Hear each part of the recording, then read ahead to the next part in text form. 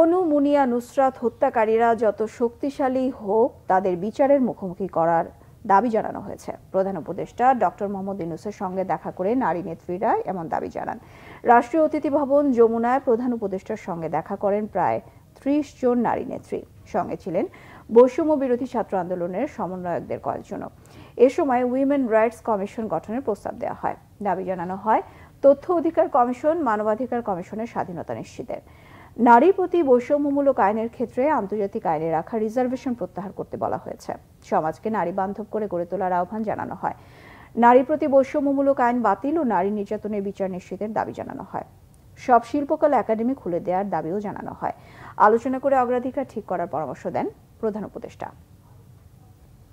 এই পুরো সিস্টেমটাকে বদলাতে হবে, যেখানে নারীকে ধরে নেওয়া হয় যে তার গায়ে আঘাত দেওয়া যায় এবং আঘাত দিয়ে পার পাওয়া যায়, আঘাত দিলেও কোনো বিচার হয় না। এই মানসিকতা থেকে সরে আসতে হলে শুধু নারীকে ক্ষমতায়িত, নারীকে তার অধিকার সম্পর্কে জানালে হবে না, সমাজকে নারী বান্ধব করে ওই শিক্ষার পরিবেশটা আনতে হবে।